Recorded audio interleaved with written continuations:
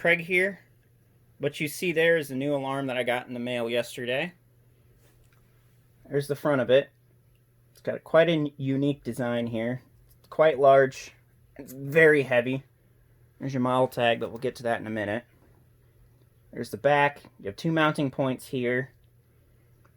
Much wider than a 4-inch back box, and I can tell you right now, because this thing's so heavy, you wouldn't be able to mount it on a 4-inch back box anyway. It would most likely rip it out of the wall, if not break the back box itself, or both.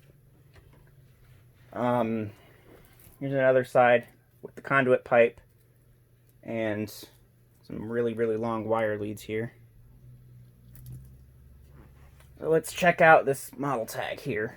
I'm not going to hold it up to it because it actually makes my arm very tired considering how heavy it is. We'll just zoom in on it.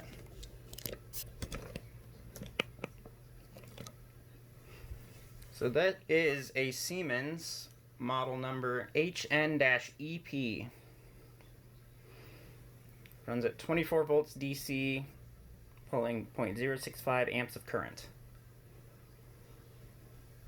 Now, what exactly does HN-EP stand for? You're probably asking, because we know Siemens model numbers usually represent whatever the horn or device is actually meant to be. So as we know, we'll zoom out here. HN is indicative of an electromechanical horn, but you've probably never seen the tag EP. EP stands for explosion proof. So yes, this is an explosion proof horn. It's the second explosion proof device that I have in my collection, next to my CPG SPHX. Now, the box says it's rated at 95 decibels, and I think that's your date code right down there, 4506. Which I believe means it was manufactured somewhere around 2006. Possibly like the 45th week. Correct me on that if I'm wrong, please. But anyway, 95 decibels is way far out there for this horn. I can tell you right now it's not 95 decibels because I tested it before this video. The installation sheet that it came with is a little bit more correct on it. It rates it only at 82 decibels. Which I think still might be just a little bit generous for it, but at least it's a little bit more correct than what's on the box. And this also includes stats on HNH-EP, the high output version of that, which would be rated at 0.35 amps and 92 decibels. Now,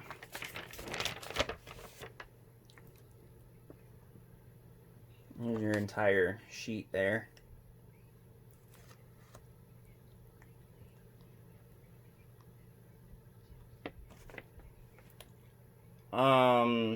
Well, sheet, there you go. Sheet was revised on February 14th, 2002. This device is actually really, really cool. The thing that's not cool about it is that I can't actually fully take it apart to get a look at the innards because it is welded together. I'll show you where here in a minute. But as far as I know, there are 4 main parts to this horn. So you've got the case down here. You've got this little top plate. Actually, just kidding. That's 5, actually. You got the case, you got the top plate, which are both welded together. You got the grill. Don't include the screws for obvious reasons. You got the horn plate that's on the inside. And your 5th one would be an electromagnet that's inside of here. I can tell you it's most likely an electromagnet because I actually took off the grill plate here to kind of try and see if I could get a look inside.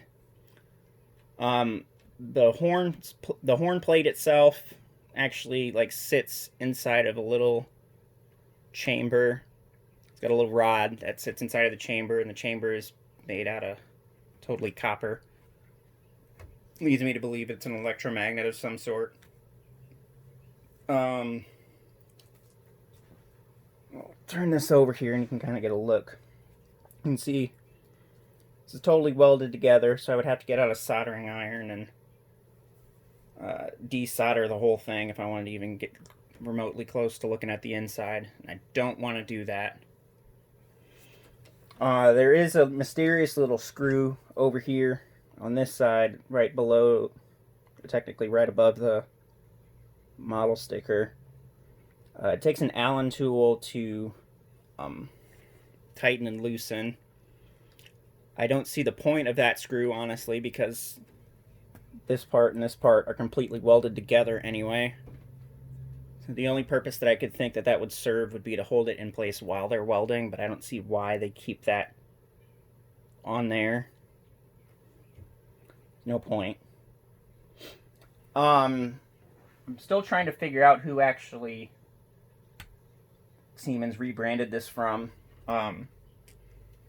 I do know that Federal Signal makes explosion-proof horns that look similar to this. However, the top grill plate design is different from what Federal Signal uses. And that's what's throwing me off. Now, it kind of looks like it could be like from National Time. It's my guess, because I think I've seen a couple of National Time horns that use that grill design. Especially since this was from around 2006. It's my best guess. I think I may have also seen some standard electric time horns with that type of a grill design. However, I think by the mid-2000s, standard electric time would have been way out of business. So if you guys have any ideas on who could have rebranded this, go ahead and leave a comment on this video. I'm going to stick with it being possibly a National Time rebrand, or a quote-unquote rebrand from Federal Signal.